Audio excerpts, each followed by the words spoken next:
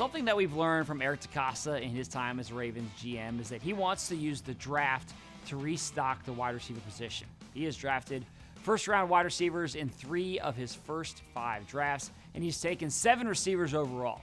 The Ravens have 9 picks this year, and I fully expect DeCosta to use at least one of them on a wide receiver. I would be surprised, though, if that happens in the first round. But as we've seen, it's not totally out of the question. Receiver is still a need for this team. And when we talk with NFL Network's Daniel Jeremiah today for an episode of the Lounge podcast, he pointed to Georgia wide receiver Ladd McConkey as a potential option that he likes for the Ravens at the end of that first round.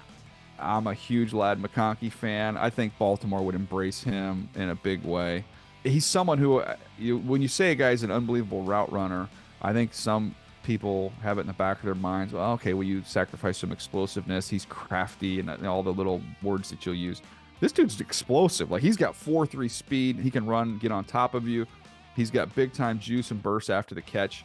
But all that in the same package of a guy who can really separate and run routes. And if you start describing him in that way, it sounds eerily similar to a wide receiver that they recently drafted that's been pretty good early on here. So that to me is a profile that he has. Drafting McConkey would mean a reunion between him and OC Todd Monken, who was his play caller at Georgia when they won back-to-back national championships.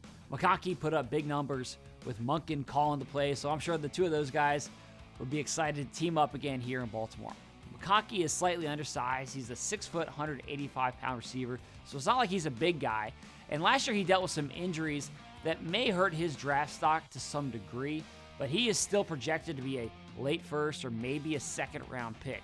Really talented player who could be available to the Ravens, and if he does last until day 2, maybe he could be a really attractive target for the Ravens if they were to trade out of 30 and into that second round.